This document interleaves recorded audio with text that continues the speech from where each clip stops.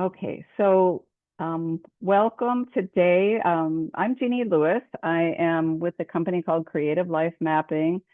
I am working in collaboration with the Climate Reality Project of Los Angeles to highlight climate-oriented careers.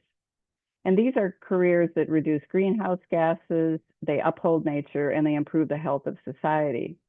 So we're very pleased to meet with subject matter experts that can share their perspectives on these fields of careers and climate.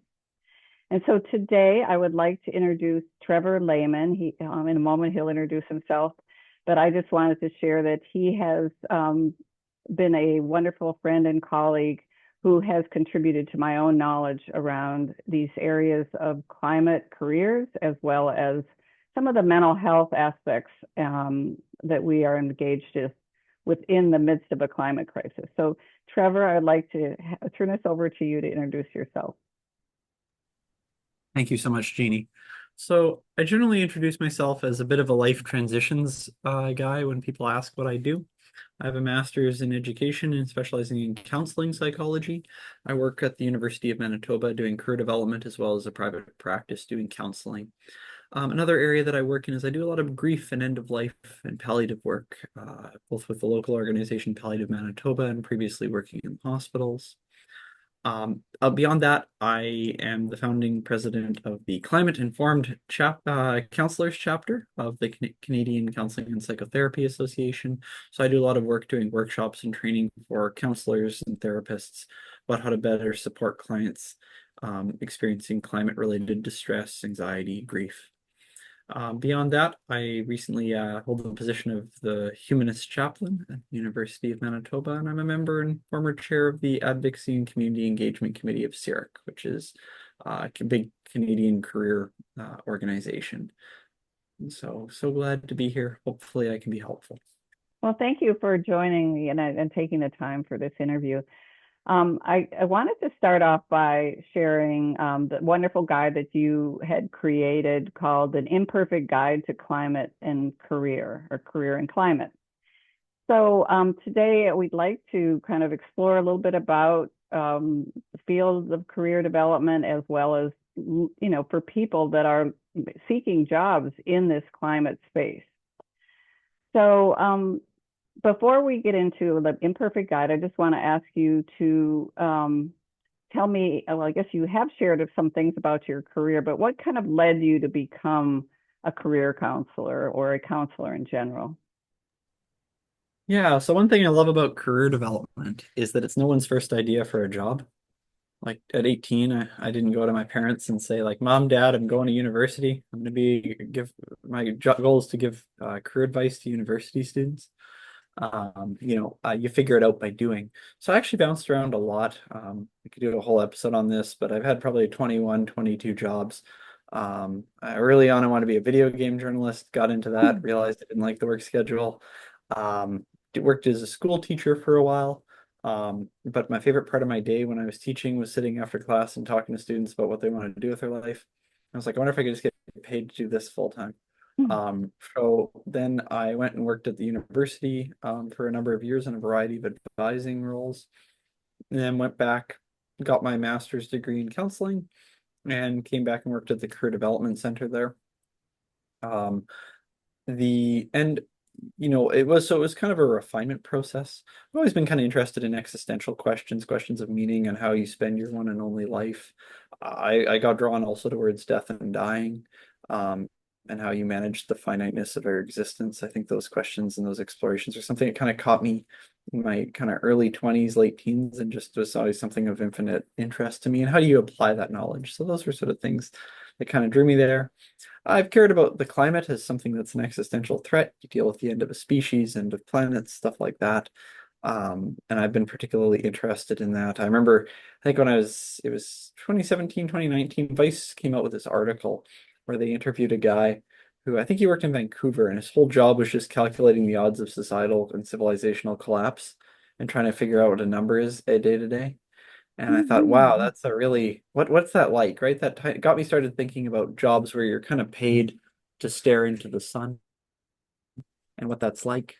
So I started Hmm. kind of getting interested in that, looking at how do you bring together career and climate change? How do you help? So I started running support groups for environmental professionals dealing with burnout. And then through a bunch of events, I eventually ended up creating kind of an open access guide. So I created a climate and career guide. I have a lot of health conditions, so I don't do a ton of private practice stuff anymore. But I generally was try to believe that people should have access to as much resources as they can for free. So I create all of my resources and generally make them open access. Um, to the public, and often with I get a lot of requests from people who don't have a lot of money.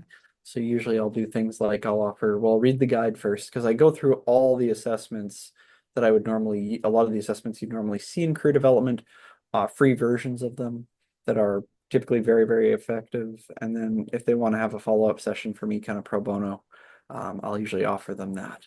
So that was sort of a guide because I don't think money should be a barrier to having self-actualization. Yeah, thank you. I really appreciate that because that's a philosophy I share with you about making sure that people of all walks of life and all incomes can have access. So I really appreciate you making these resources available and this guide available.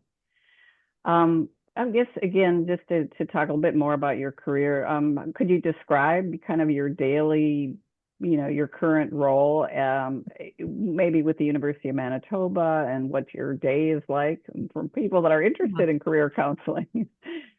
Yeah, for sure.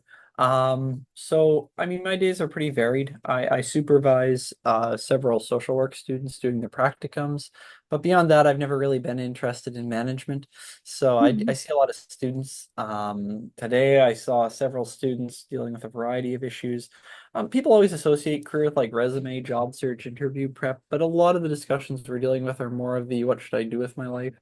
What type of thing do I want in this world, as well as dealing with some pretty substantial and immediate problems that counselors will probably be very familiar with. Homelessness, food poverty, violence, stuff like that that's going on that ultimately ricochets and intersects with your career.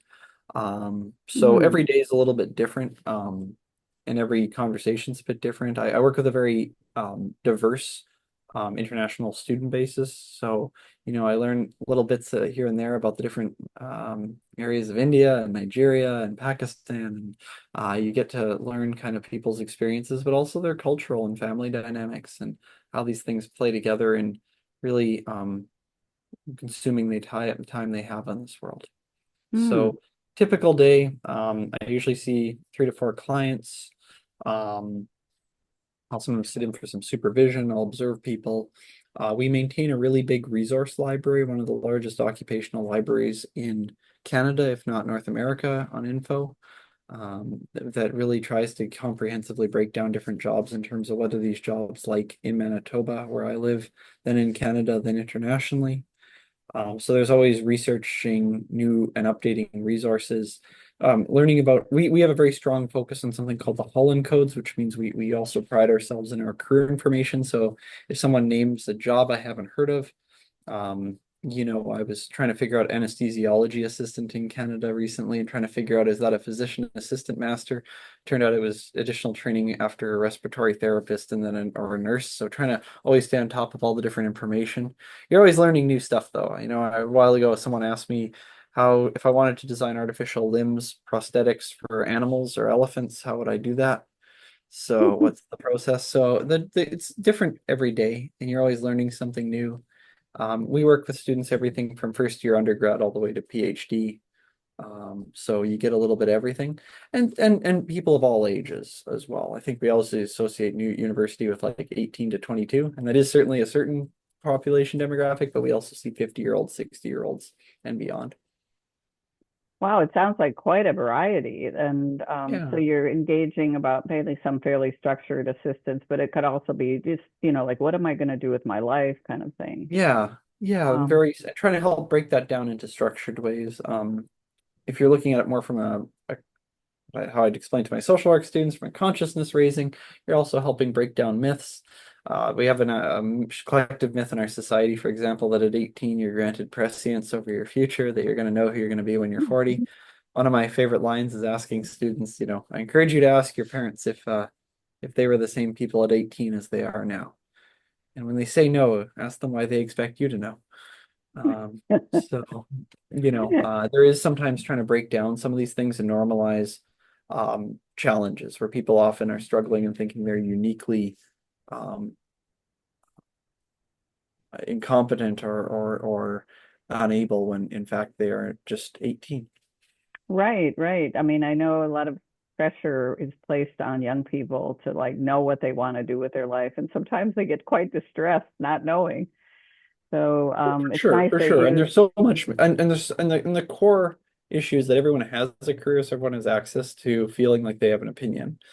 Hmm. Likewise, education. Everyone's been through school, so they all have opinions on it. Hmm.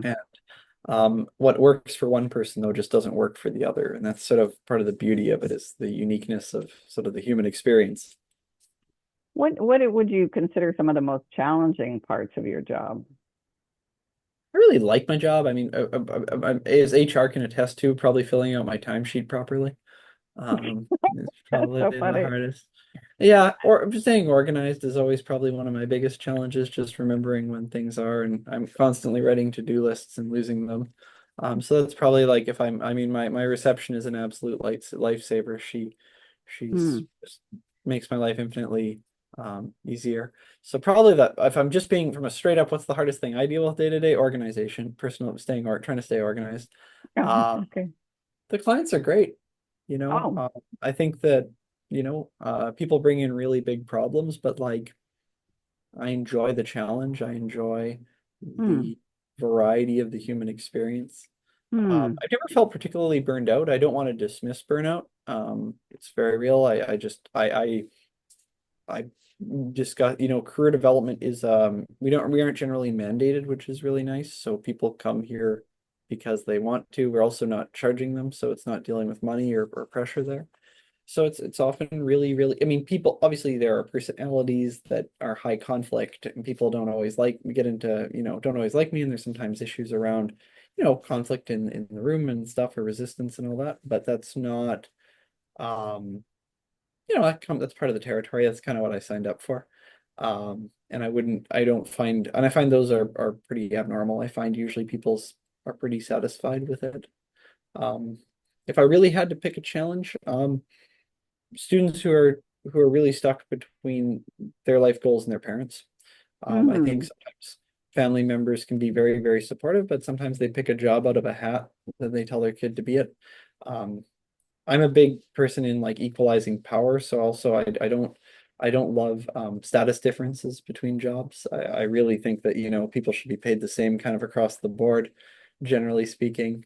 And I often I think that's the only thing that sometimes you're dealing with people who are just very much in this social the system of sort of status emphasis sometimes gets a little bit grating, but I think that's not inherently anyone's that is just something that we've kind of culturally seen. But these clients are great.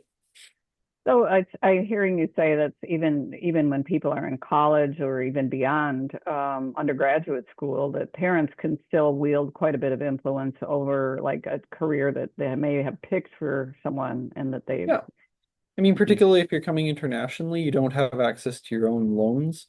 So you're really just you're at kind of at the mercy of the parents paying the tuition, right? Hmm. Hmm. So you can't really you kind of have to it makes the fact that if they tell you you want to be this thing and you want to be an engineer but you hate math, So that could be a tough yeah, spot to be in. Yeah. that can be a tough spot. And that's not, and many I should say again, many families over time kind of adjust and stuff like that. It's not, this isn't always the norm, but there is certainly a number of students where my heart breaks for them, where I'm like, you can find success in so many other types of work. It's just it sometimes frustrates me that often our society only tends to put high status on these very particular jobs.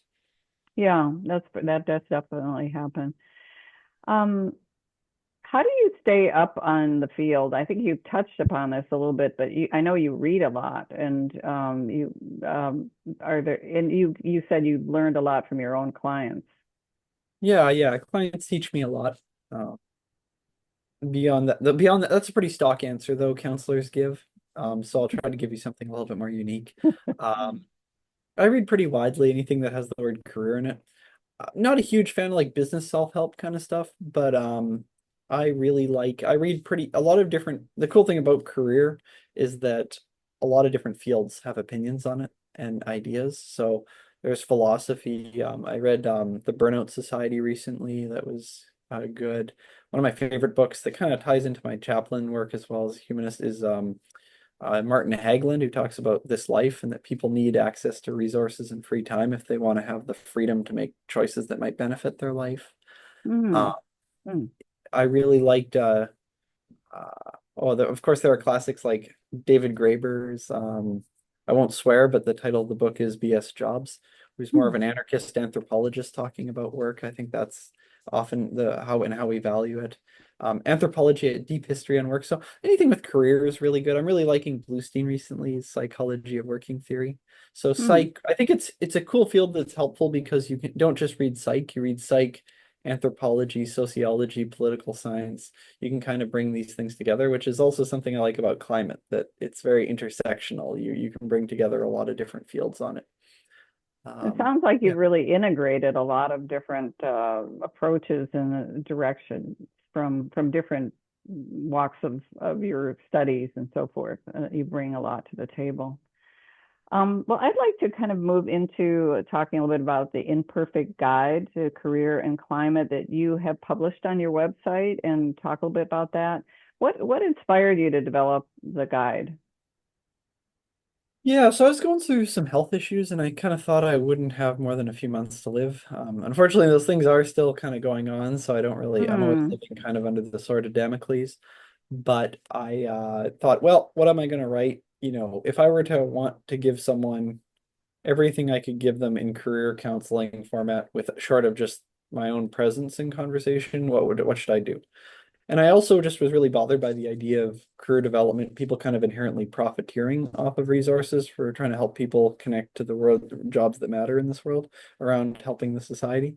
So I kind of went out and created this online guide. It's pretty comprehensive. It really is written for the lay person. Though I do know a number of career development people who use it themselves and with their clients and with their families. But I really wanted to create something that really starts from the ground up, kind of walking you through how to think about a career and working through your interests, your values. I try to keep it pretty politically neutral as well.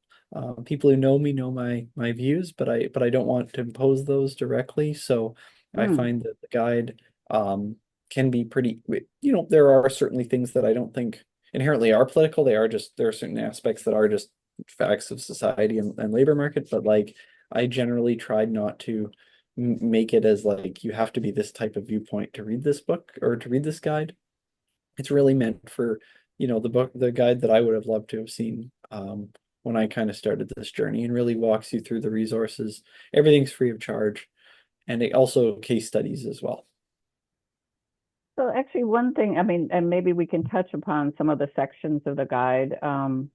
But one of the things I think as a career development professional, since we work in a similar field, is that always kind of trying to convince people of the value of exploring themselves. And you have a section on career assessments where you kind of look at the interests, values, and personality. Could you, I guess, one thing is maybe just speak to like what is the value of doing that kind of exploration before you launch into your career, and also you can just touch upon how you approach some of those kinds of assessments. Yeah, yeah. So when it comes to assessments, I usually give the caveat that this is not the Harry Potter sorting hat. This won't be like, bam, dental hygienist, 100%. It's not meant to be treated as an oracle, and I know there's a lot of tests online.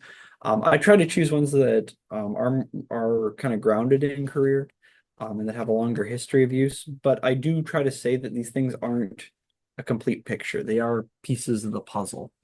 What I like to use them for is that they give you more language to describe yourself. So, when I was a student, an administrator sat me down and was like, "Tell me about yourself, Trevor." And I was like, "I'm a nice person." But they're like, "Sure, but like, do you like instructing people or do you like helping them? Do you like in front of Mm. groups or one-on-one?" That kind of granularity of the human experience that I really like to use it for. I also think um, that assessments can give us ideas. We have a saying that if you don't know a job exists, you won't pick it. And one option for knowing a ton of jobs is to get paid to do it Monday to Friday, like me. The other Hmm. option is to use an assessment to get a big list of them. Um, and that can sometimes give you ideas of jobs. A lot of people have heard of sort of the standard, I give an example, doctor. Tons of people want to be a doctor. At least it's very saturated in our society and pop culture, Netflix and all that. But we teach a bachelor's degree here in respiratory therapy, and I can count on one hand the number of students I've seen who came in and were like respiratory therapist, 100%. But if a new Netflix show came out, something like, I don't know, Breath of Life, that we see a bunch more respiratory therapists. So I think that the assessments can expand your view while also giving you greater focus on yourself. There, if you want the counterpoint to that, to kind of to argue against myself, there's a great book called The Cult of Personality that kind of shows the limits of assessments. But I do think they have value as long as you view them as a tool and to help understand yourself, but not as something that is an oracle, as they're sometimes, or that that there isn't more. I always say you're more complicated than these assessments. So like there's nuances to these things. Um, Mm-hmm. in the Holland Code aspect, you can score very high in a certain category, but some still, I know some people who score really high in enterprising, which is all about managing and persuading people. But they might really hate, and selling's one of the things that goes along with it. But I've had people who are just like, I really hate sales. I just don't Mm. care about the money making, and that's fine. So sometimes I try to treat these assessments as things that again, they're not provenance, but they do often have some value and can give you some insight to narrow down options, and from the 30,000 or so jobs that are out there, give or take, of course. That's great. And then how would you say some of these kind of career assessments or even just tools as you describe them to kind of give you a sense of direction with your career, how would it fit with climate? Like if you, Yeah. how do you link those two together? Yeah, so I often think of climate, there's this idea of climate careers or climate jobs or green jobs as being this thing that is just separate from the rest of the world that you can put on a shelf over here. Like it's a separate part of the economy. And I often try to think about it more as sort of a theory of mind that, if you, and a value system, if you value the climate, you value the environment, you will try to think about how you can make your job more environmentally friendly. A lot of jobs aren't inherently environmental. Counseling is not inherently an environmental job, but you can be someone who Mm, specializes in it. mm, Um, Lawyer, you can be an environmental lawyer. I wouldn't say lawyers are inherently environmentalists, though, or green, but you could be an environmental lawyer, or you could do something that, also when we think about the climate crises, it's really a shorthand term for what amounts to like hundreds of different, if not thousands of different problems. that's a So, good I point. one person who is a lawyer who is an immigration lawyer and specialized in getting climate refugees over the border. So like there's that type of thing too, where it's like it's dealing with knock-on effects and problems, that you specialize in. Um, so I would say that really trying not to think of it as like there's these sort of standard environmental jobs, because otherwise a lot of the ones that people promote are these sort of STEM kind of related ones, and then you have students sort of thinking I have to know about chemistry and bio if I want to care about the environment, and that's just Yeah, not true. that's We're pretty often, even common. even in the direct communication, we're finding that telling people just facts and science isn't necessarily, the communication and the rhetoric and the PR is very different than the science itself, and that we need all voices and all abilities to kind of help us through this crisis. Yeah, absolutely. Um, yeah, so you kind of would say like many of you could incorporate climate into a lot of different occupations. And so these kind of assessments or way tools could be used to direct you to a career that, could be in any number of fields and it could relate it to climate. It could be climate could be incorporated into those careers. Yeah, for sure. You really want to start with the person and what they care about and what they're good at before you start, and then think about how do we make this environmental. That's generally my approach. Hmm. Again, if you want to just look at different types of environmental jobs, that's fine too. But because they're so expansive, I do find there can be a bit of like, do you want to work outdoors? Yes, no. Do you care about science? Yeah, like being good at the sciences. Yes, no. Do you like math? Yes or no. Like there is just a bit of these like initial things before you start looking at every job that can help give you like pieces of the puzzle to filter down from Mm, what amounts to thousands upon thousands of jobs. yeah, for sure. Sure. Yeah. And then I will say the career guide also, I use different resources depending on your country. So in Canada, we have the NOC, the National Occupation Classification, ONET in the States, Prospects in the UK. So it is also then looking at the individual country and kind of their specifics. So that would kind of lead you in that in the section you have about occupations, is to how you might, once you've kind of explored a little bit about your direction for your career, you could do some research on careers through some of these resources that you provide in your guide. Yes, and I know in Canada you have several websites, and in here in the United States we have ONET, like you mentioned, and My Next Move and Career One Stop, which provide a lot of information about careers.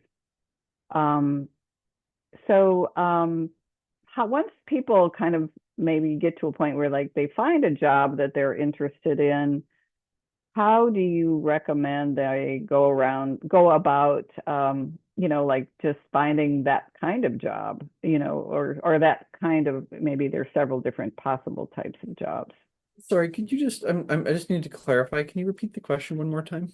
It's okay. So there's kind of two aspects, I think, of career research. One is to see what, like what do these job titles mean? Like once I think, well, this might be of interest, you kind of see what does this entail? How much does it pay? What's the trend in that field? But then there's another type, which is more the job searching type, I guess. It's kind of the next stage, where you're actually looking for a job. Um, well, do you have any recommendations for people who like, oh, I want a climate oriented job. Where would I look if I wanted, maybe I picked out a particular field?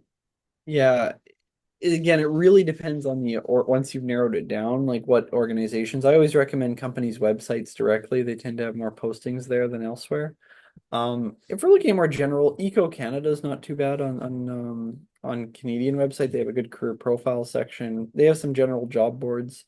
Um, but it depends on really what you want to do. One thing I always encourage is getting involved locally. So try to find a local, like in Manitoba, provincially or sometimes at the state level, there's an association of kind of agencies or directory of agencies Mm, and go through it and pick an environmental issue you care about. So like if you're a tree person, try contact a couple of organizations that work with trees in your area and try to get involved with them. If you care about water security, join a water security group. There's a ton of environmental organizations, so sometimes it can be a little bit of try out one or two of them and see what you think.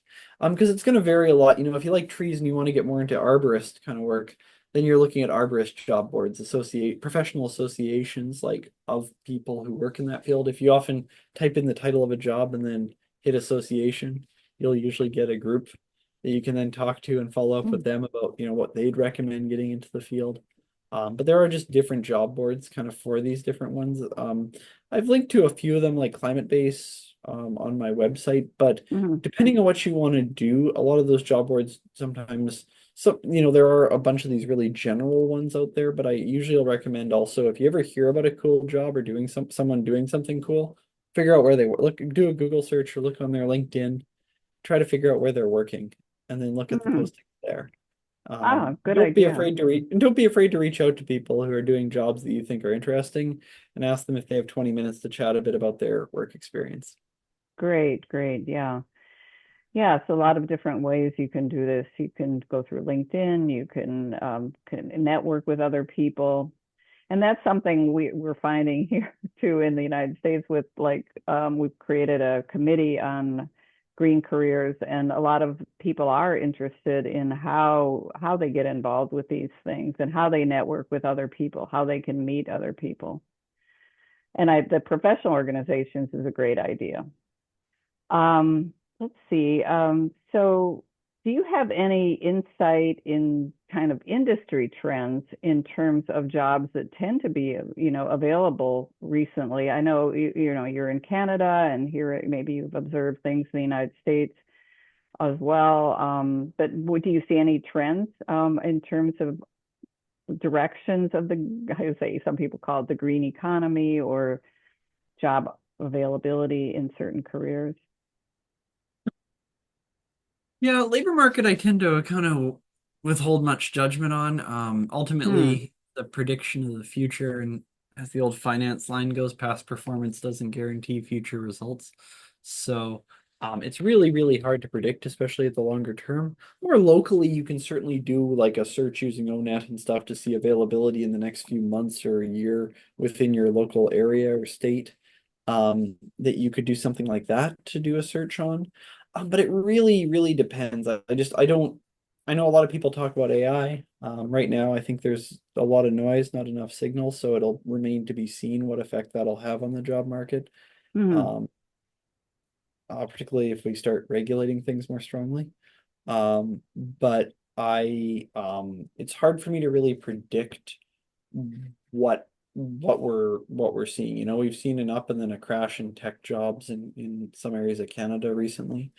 Um, and there's certain Yeah. periods, some things like oil and gas that are just very cyclical. Like they're good, but they'll so it really depends more on individual jobs and areas and then how do you maximize your odds. I think there are some that are always going to be lower labor market opportunities, but those ones are sometimes a little bit more obvious. Like in Canada, we have a type of job called a medical clinical ethicist.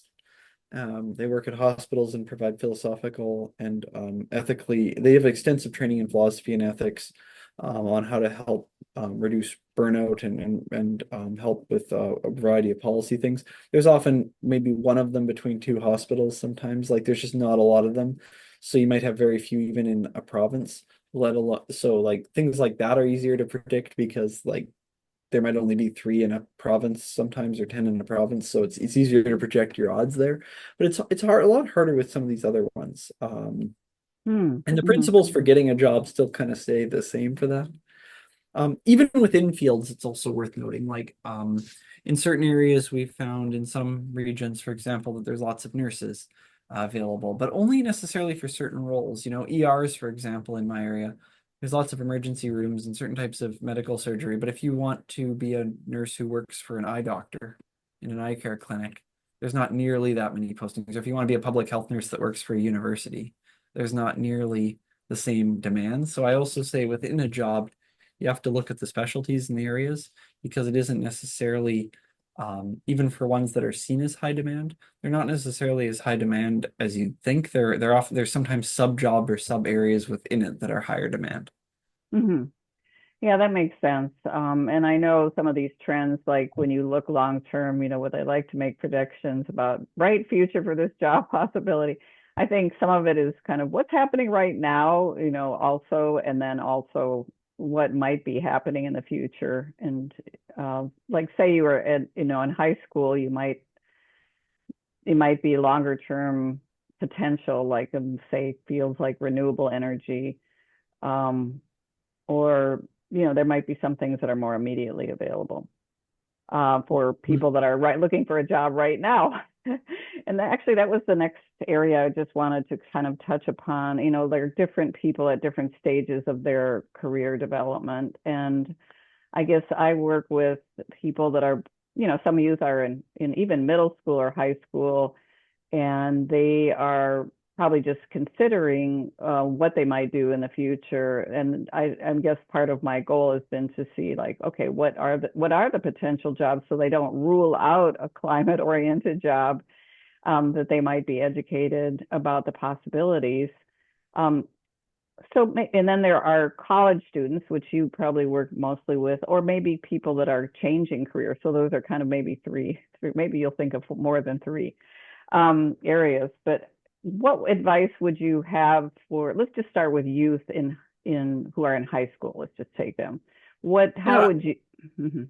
yeah, I work with late high school. I kind of reserve judgment for younger high school. I haven't really worked with youth in a long time. Mhm. So it's harder for me to kind of give general advice there. There are other people who are better for that. But generally, my big things are kind of coming back to core ideas about careers. So again, you're trying to figure out what you want to do next in your life, not what you want to do forever. At least in Canada, I think the stat is people change jobs 7 times. I'm way past that number. So like Mhm. I often try to encourage people that you're really not trying to decide something for the rest of your life. You're trying to decide what your next choice is.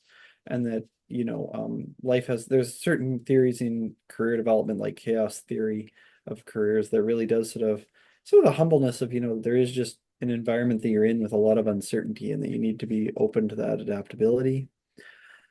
I would also encourage people, as far as being young, that, there's a lot of that hope only comes from uncertainty, and that we face situations of conflict and uncertainty. We can find value and meaning in these spaces, and Hmm. that, there's been historically always been periods of, people during the Cold War were pretty worried about the Cold War, and nuclear war, and that there were people during World War One and World War Two who, there was, existential risks, the Spanish flu, like there's often some type of sort of Damocles that's hanging over us, and ours is one of our big ones is climate. So Hmm. part of that is like, so what do you do, right? How do we live and find joy in the struggle, Hmm. in some Kind of ways. living with a bit of uncertainty and Yeah, kind yeah. I'm a big fan of Albert Camus' The Myth of Sisyphus, and how do we find joy in that? Um, hmm. Oh, good and idea. yeah, yeah. The absurd. I'm probably an absurdist at heart when it comes to philosophically. Mhm. Uh, and that you gotta, so that's sort of my advice there. I mean, middle, and then again, university students represent such a diverse range at young adulthood, that it really is a little bit more personal, that there's just like youth, it's a bit more personalized depending on the issue. And then older adults are interesting too, in that they often have sometimes more commitments in their life that are kind of hemming them in from certain choices, but also more information to work with. Whereas youth and young adults are often there's just objective question marks that they don't know. And I sometimes say, like, it's just that, we have to gain more data. We have to gather more data through experiences here and volunteering and research to try things out to clarify. Um, Good point. Yeah, I'm glad you whereas brought that up. Yeah, whereas older adults, often you have more experience. Not like, and in a variety, when that can mean a lot of different things. But that can then, so sometimes you're helping them more organize their information and their experiences and thoughts, and limitations in their life. I live with several chronic illnesses that just objectively say I can't do a bunch of these things. And Hmm. that's also Good. helpful, because that narrows down, similar what you're going to choose. And also, not just are you capable of it, but like, do you want to put in this Hmm. kind of time and stuff, you know? Yeah, I think a couple of the things that I've been coming across, one is, people that don't have experience at all and how they can, and this is maybe more of a general career question, but like they're just trying to like, how do I get into the fields? I'm sure you've heard this. When I don't have any experience, I want to get into it. Yeah, I And I yeah. And I mean, do you that have is it? tough. It is tough. And it's very, very frustrating that constantly employers will ask for like multiple years of experience and stuff. What I usually recommend is trying to figure out local associations, doing the thing you want to do, and then go to those events. Try to go to any networking events. I don't love the word networking and the transactionalness of it, but often I encourage people to reach out to people who work in the field and ask if they have half an hour to chat about their work and their experiences. You can get a better sense of the job through that. You can always ask a question like, what would you recommend to get into the field if you're new to the field? Hmm. People want to generally be helpful, and people also can appreciate the job search sucks. So, people can try to be helpful as you're meeting them. That's true. I mean, it is a very hard thing looking for a job, and sometimes, people share they've sent in a zillion Yeah, resumes and like no one nobody responds. likes job search, right? No one's like, yeah, unemployed. Let's go. This is gonna be great. Like, job search is terrible, for so many people, and it's a very vulnerable experience. It's like online dating. People recognize, sometimes people appreciate that it might be necessary, but everyone hates it.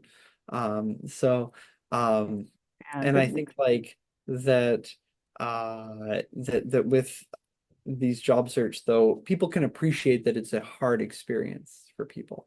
And Um, probably one when you need a lot of support, or hopefully you have some sort of a support system oh around yeah, you. yeah, yeah. It can be very, very depressing, right? And taxing on the individual. Mhm. Often I tell people that the experience of job search and resume is basically going to a casino.